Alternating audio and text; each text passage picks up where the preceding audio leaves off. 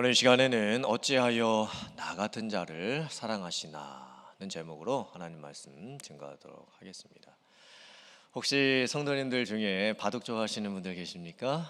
저는 솔직히 바둑을 잘 둘지를 모릅니다.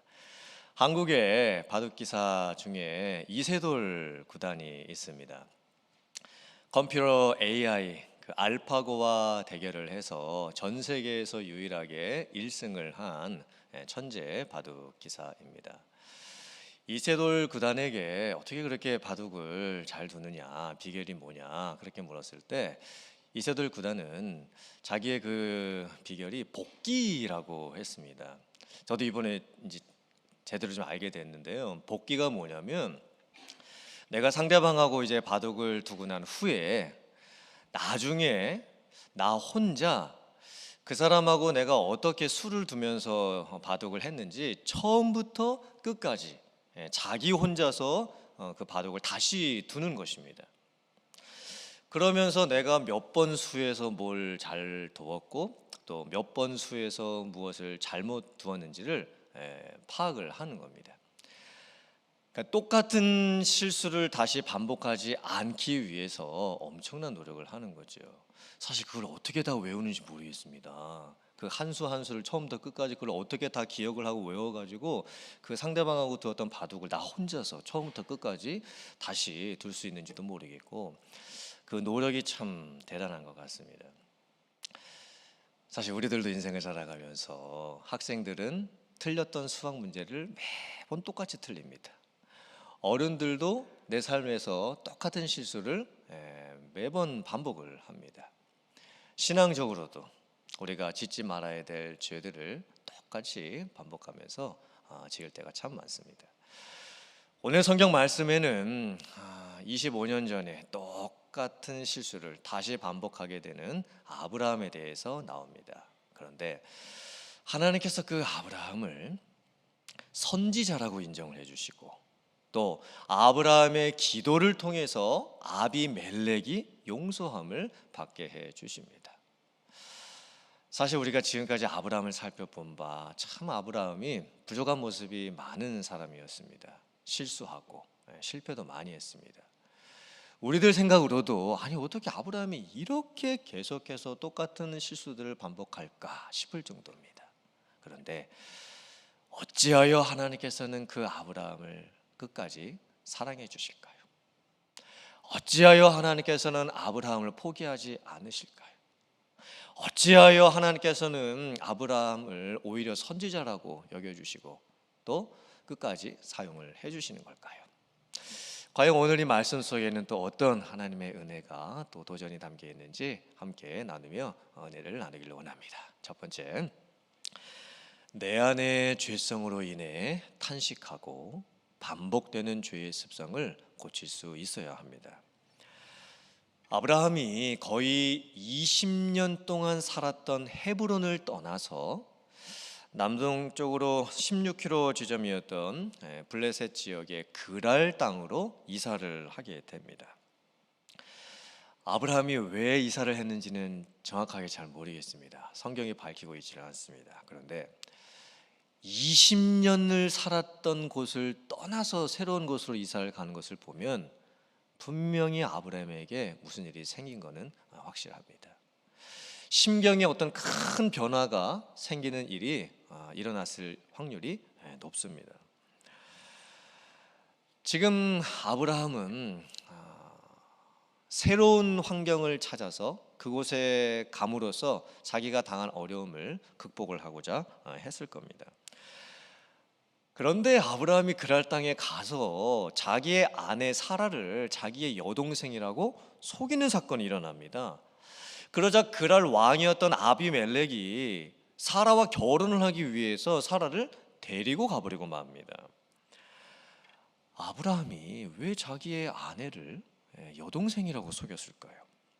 사실 25년 전에 똑같은 사건이 한 번 있었습니다. 아브라함이 자기가 살던 곳에 기근이 듭니다. 흉년이 들어서 더 이상 먹고 살기가 너무나 힘들어졌습니다. 그때 이집트로 피신을 갑니다. 사실 아브라함은 이집트로 피신 가면 안 됐습니다. 왜냐하면 물론 이집트는 그 당시에 강대국이었고 그곳으로 가면 잘 먹고 잘 살 수 있었습니다. 하지만 이집트는 우상 숭배의 땅이었습니다. 하나님을 믿지 않는 곳이었습니다. 가면 안 되는 곳이었죠.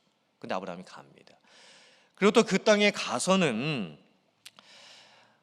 아브라함이 사람들이 남편 된 자기를 죽이고 또 미모가 뛰어났던 자기의 아내를 빼앗아가는 것이 무서워서 그만 자기 아내를 여동생이라고 속이게 됩니다. 그때 이제 이집트 왕이 이 사라와 결혼을 하려고 했다가 또 하나님의 재앙을 받고 돌이키게 되는 그런 사건이 한 번 있었습니다. 그런데 이번에도 아브라함이 자기의 아내를 여동생이라고 속이는 사건이 또 일어납니다. 왜 그랄 왕 아비멜렉이 사라와 결혼을 하려고 했을까? 25년 전에는 이집트 왕은 사라의 미모에 반해서 사라와 결혼을 하려고 했었습니다. 근데 이번에는 이제 25년이 흘렀고 사라의 나이가 이제 벌써 90살입니다.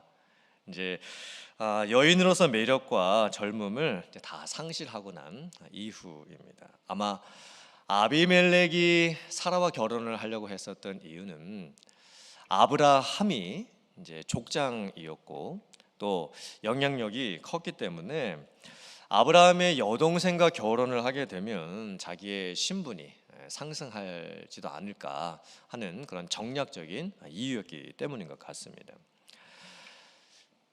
아브라함이 자기의 아내를 여동생으로 속이는 사건이 왜 그렇게 중요하길래 오늘 창세기 20장 전체가 이 사건을 다루고 있을까요? 그리고 25년 전에 있었던 그 똑같은 사건을 왜 다시 아브라함은 창세기 20장에 와서 또 범하게 되는 것일까요? 이 아브라함이 자기 아내를 여동생으로 속이는 사건에 과연 어떤 궁극적인 그런 이유가 담겨 있는 것일까요? 성경을 잘 살펴보면 사실 아브라함은 자기 아내를 예전에 한 번, 지금 한 번, 두 번만 속인 게 아닌 것 같습니다. 왜 그러냐면 창세기 20장 12절부터 13절 말씀을 같이 한번 봉독해 보겠습니다. 현대인의 성경 번역입니다. 자, 같이 봉독합니다. 시작. 사실 그녀는 내 이복 누이 동생이었는데 나와 결혼하여 내 아내가 되었습니다. 그래서 하나님이 나를 고향에서 내어 보내 방랑 생활을 하게 하실 때에 내가 그녀에게 이렇게 말했습니다. 지금부터 우리가 어디로 가든지 당신은 나를 오빠라고 하시오. 이것이 나를 사랑하는 길이요. 아니 이게 도대체 무슨 의미일까요?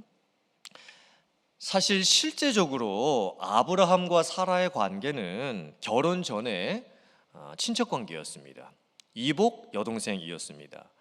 그러므로 실제로 결혼 전에 사라가 아브라함을 오빠라고 불렀습니다. 그런데 아브라함은 결혼을 하고 나서도 사라에게 이렇게 이야기를 하는 겁니다. 우리가 결혼은 했지만 다른 사람 앞에서는 나를 절대 남편이라고 부르지 말아라. 그리고 우리가 결혼한 티도 내지 말고 나를 오빠라고 불러라.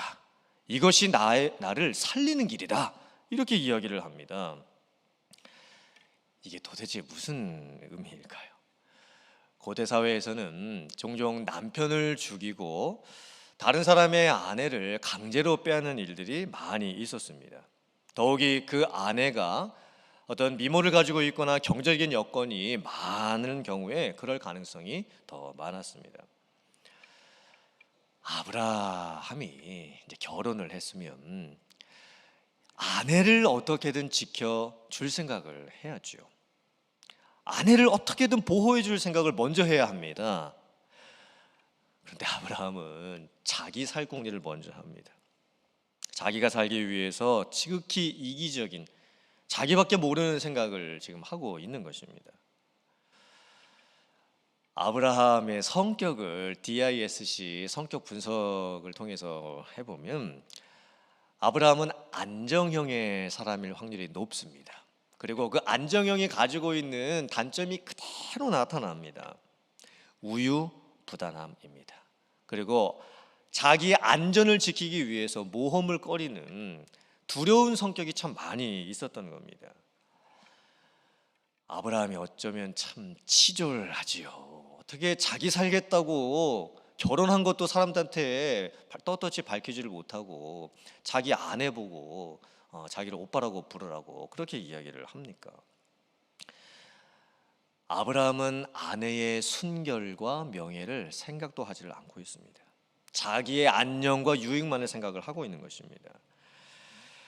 어쩌면 아브라함이 25년을 살아가면서 계속 똑같은 실수를 반복했을 확률이 높습니다. 한 번도 아니고 두 번도 아니고 몇 번 똑같은 사건이 벌어졌을 확률이 참 높습니다. 그러면 오늘 성경 말씀은 아브라함의 성격적인 결함을 말씀을 하고 있는 것일까요? 아니면 삶 속에서 고치지 못하는 어떤 잘못된 습관을 말씀을 하고 계시는 걸까요? 아닙니다. 더 깊은 의미가 담겨져 있습니다. 사사기 2장 19절의 말씀 같이 봉독합니다. 시작. 그러나 사사가 죽으면 백성들은 옛 습성으로 되돌아가 그들의 이전 세대보다 더 부패하여 다른 신들을 섬기고 절하며 그들의 악한 행위와 못된 습성을 버리지 못하였다. 이 말씀은 하나님의 백성들 안에 있는 근본적인 죄성의 문제를 말씀을 하고 있습니다. 하나님의 은혜를 받았다가도 하나님의 말씀에 순종하는 것 같다가도 금방 옛 죄성으로 돌아갑니다. 그리고는 부모 세대가 했던 것보다 더 악한 일들을 범하면서 살아가고 맙니다. 사람 안에 있는 이 못난 이 죄성을 이기지를 못하는 거예요. 사람 안에 있는 그 죄성의 습성들을 버리지를 못합니다. 시편 14편 2절부터 5절 말씀도 같이 한번 봉독해 보겠습니다. 자, 시작. 여호와께서 하늘에서 인생을 굽어 살피사 지각이 있어 하나님을 찾는 자가 있는가 보려 하신즉 다 치우쳐 함께 더러운 자가 되고 선을 행하는 자가 없으니 하나도 없도다. 죄악을 행하는 자는 다 무지하냐? 그들이 떡 먹듯이 내 백성을 먹으면서 여호와를 부르지 아니하는도다. 그러나 거기서 그들은 두려워하고 두려워하였으니 하나님이 의인의 세대에 계심이로다. 사람들이 왜 똑같은 실수를 반복하면서 살까요? 그것은 단순히 성격 결함의 문제가 아닙니다. 생활 습관의 문제도 아닙니다.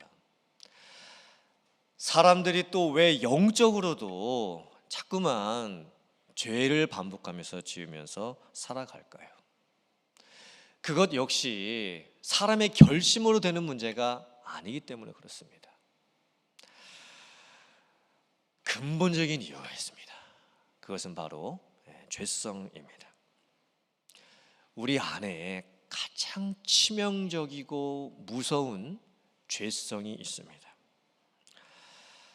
하나님께서 세상을 보시고 이 세상 사람들이 살아가는 모습을 보셨을 때 모든 사람들이 죄성으로 인하여 다 타락했다라고 말씀을 하십니다. 사실 세상에는 착하게 사는 사람들도 많고 선하게 사는 사람들도 많고 좋은 일 하는 사람들도 많고 열심히 사는 사람들도 많습니다. 그런데 왜 하나님께서는 세상 모든 사람들이 다 더럽힘을 받게 되었고 선을 행하는 자는 없고 심지어 한 명도 없다고 그렇게 말씀을 하실까요? 하나님이 보시는 그 의는 도덕적인 의가 아닙니다. 법적인 의도 아닙니다. 하나님이 보시는 의와 하나님이 보시는 죄는 무엇이냐면 하나님과 관계가 없는 상태, 그것이 죄입니다. 하나님과 상관없이 내 마음대로 살아가려고 하는 내 삶의 상태, 그것이 죄입니다. 사실 우리가 가지고 있는 이 죄성이 얼마나 무섭냐면 우리는 쉽게 하나님을 인정하려고 하지 않습니다. 하나님의 존재와 하나님의 계심을 쉽게 인정을 하지 못합니다. 근데 사실 우리가 학교에서 배운 지식이나 또 세상에서 얻은 지식들은 저희들이 쉽게 받아들입니다. 그리고 믿습니다. 사실 진화론도 원숭이가 진화해서 사람이 되었다라고 하는 것은 과학이 아닙니다. 과학이 되려면 가설을 세우고 실험을 하고 증명이 됐을 때 과학이 될 수가 있습니다. 근데 원숭이가 진화해서 사람이 됐다라고 하는 것은 증명을 할 수가 없습니다. 가설에 대한 믿음일 뿐입니다. 그러니까 진화론도 믿는 것입니다. 그런데 우리는 학교에서 가르쳐준 진화론은 쉽게 믿습니다. 그런데 오히려 성경이 가르치고 있는 창조론은 쉽게 믿지를 못하는 경우가 참 많습니다. 이 원인이 무엇일까요? 그것은 바로 죄성 때문에 그렇습니다. 우리 안에 있는 심각한 죄성 때문에 그렇습니다. 오늘 이 말씀을 통해서 우리가 무엇을 깨달아야 하냐면, 아브라함이 자기 아내를 여동생이라고 속이는 이 사건은 단순히 아브라함의 성격적 결함을 말하는 말씀이 아닙니다. 삶 속에 있는 어떤 잘못된 습관 반복에 대해서 말씀하시는 것이 아닙니다. 아브라함도 죄의 본성에 이끌려서 살 수밖에 없는 죄인이었습니다. 그래서 자주 죄의 본성에 걸려서 넘어집니다. 때로는 하나님의 약속을 잃어버리기도 하고, 때로는 하나님의 인도하심을 믿지 못하기도 하고, 때로는 하나님의 관계가 깨지기도 합니다. 우리는 아브라함의 모습을 통해서 내 자신의 모습을 볼 수 있어야 합니다. 우리는 내 안에 있는 내 죄성의 모습을 보면서 어찌해야 할꼬 라고 하는 이 탄식을 할 수가 있어야 합니다. 정말 어떻게 해야 될까? 정말 내 안에 있는 이 죄성의 문제를 내가 어떻게 해결할 수 있을까? 내 자신을 바라보면서 통회하고 애통하고 자복하는 그런 심령을 가질 수 있어야 합니다.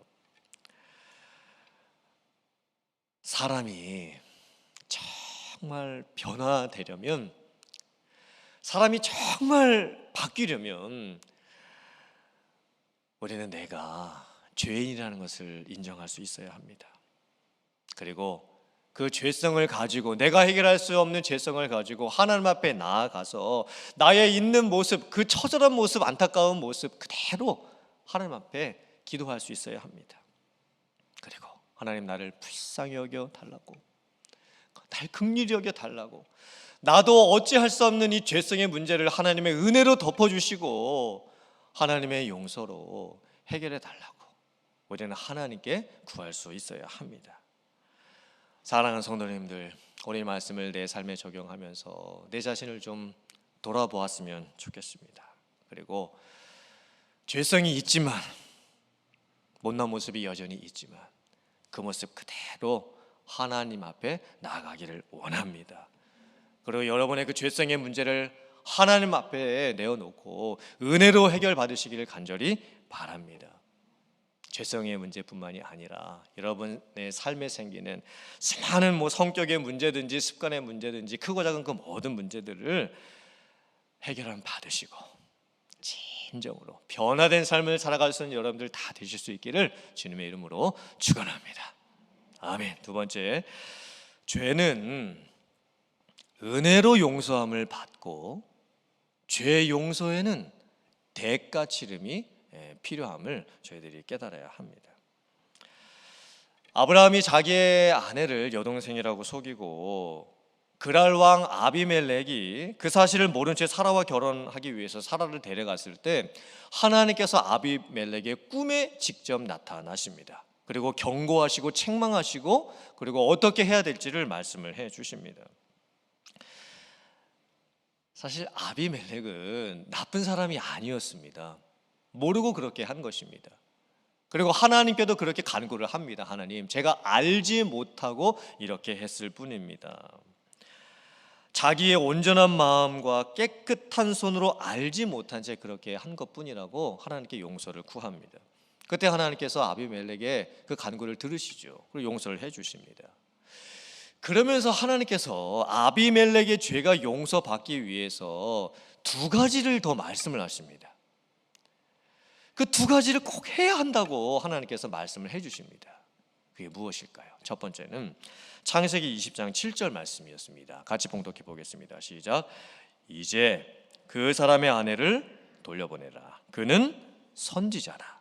그가 너를 위하여 기도하려니 네가 살려니와 네가 돌려보내지 아니하면 너와 네게 속한 자가 다 반드시 죽을 줄 알지니라. 하나님께서 아브라함을 선지자라고 말씀을 해주십니다. 그리고 아브라함이 아비멜렉을 위해서 기도해 줄 때 아비멜렉의 죄가 용서를 받을 것이라고 말씀을 해 주십니다. 성경에 선지자라고 하는 단어가 가장 처음 나오는 곳이 바로 여기입니다. 선지자라고 하는 그 단어의 뜻이 뭐냐면 히브리어의 나비라고 하는데, 이 뜻은 부글부글 끓다라는 단어에서 유래가 되었습니다. 즉 선지자는 하나님이 주시는 마음으로 이 마음이 뜨거워지는 것입니다. 그리고 다른 사람들이 지는 그 죄를 보면서 하나님의 마음으로 책망하고 하나님의 말씀을 전하는 사람인 것입니다. 근데 참 이상하지요. 지금 아브라함의 모습을 보면 사실 아브라함은 선지자로 칭함받기에 지금 합당한 사람이 아닙니다. 지금 방금 전에 일어난 사건만 봐도 아브라함은 자기 목숨 살기 위해서 자기의 아내를 여동생으로 속였던 사람입니다.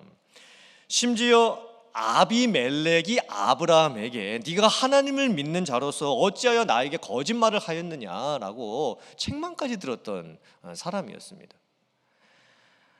아브라함은 지금 하나님의 명예를 땅에 떨어뜨렸습니다. 근데 참 놀랍죠. 하나님께서 그런 아브라함을 선지자로 세워주십니다. 아브라함이 가장 연약하고 가장 실수하고 또 실패할 때 하나님께서는 오히려 아브라함을 선지자로 세워주시는 거예요. 이게 무슨 모습일까요? 아브라함은 장차 오실 예수님의 모형이었습니다. 하나님께서는 지금 죄가 용서함을 받을 때 중보자가 있어야 용서를 받을 수 있다는 것을 지금 아브라함을 통해서 가르쳐주고 계십니다. 그리고 아브라함의 선지자적인 기도가 있을 때에 아비멜렉의 죄가 용서함을 받고 나중에 그 아브라함의 기도를 통해서 아비멜렉이 오히려 축복까지 받을 수 있다는 것을 지금 가르쳐주고 계시는 거예요. 이 모습을 보면 하나님께서 아브라함을 어떻게 사랑하시고 어떻게 지금까지 아브라함을 사용하시는지를 저희가 깨닫게 됩니다.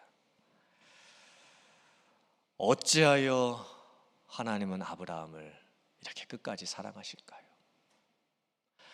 어찌하여 하나님께서는 아브라함을 이렇게 포기하지 않으실까요? 어찌하여 하나님은 아브라함이 잘못한 그 실수들을 계속 회복시켜 주실까요? 어찌하여 하나님은 아브라함의 죄성, 잘못된 습관 다 아시면서도 아브라함에게 선지자의 역할까지 맡겨 주시는 걸까요?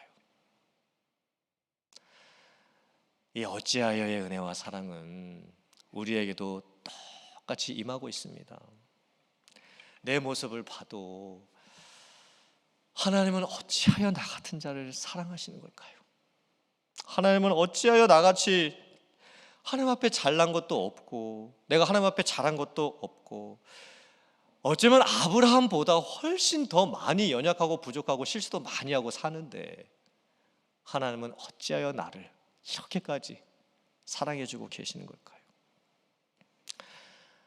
사실 나에게는 구원 받을 만한 그 가치가 1%도 없습니다. 전적으로 하나님의 100% 은혜 때문에 나는 구원을 받았을 뿐입니다.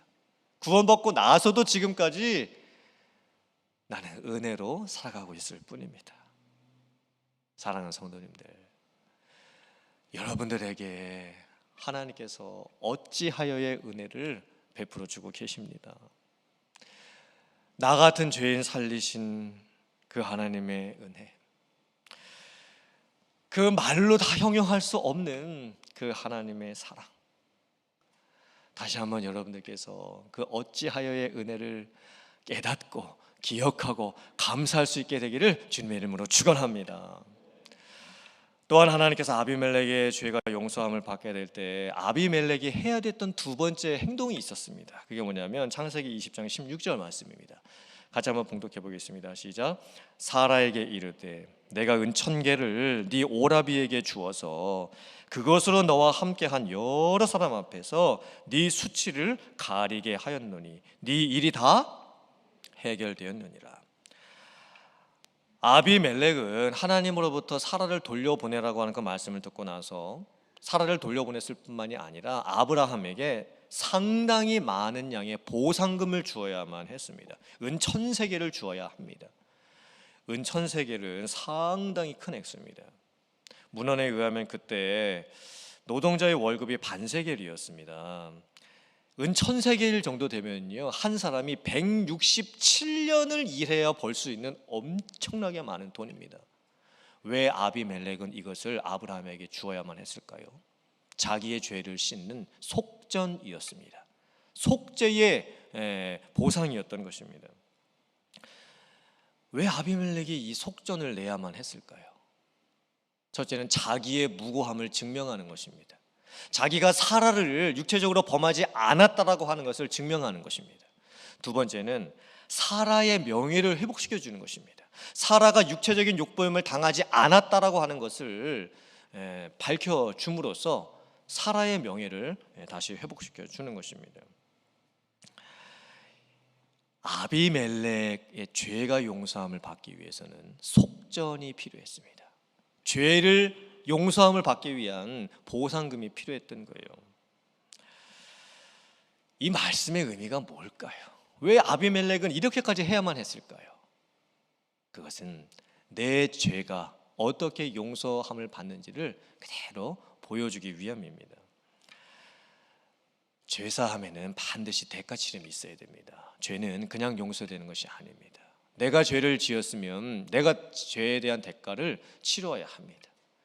찾아가서 말로 죄송합니다 말씀을 드리든지, 그것으로 안 되면 내가 배상을 해드리든지 돈으로, 그것도 안 되면 내가 감옥에 가서 내 죄에 대한 대가를 치러야 합니다.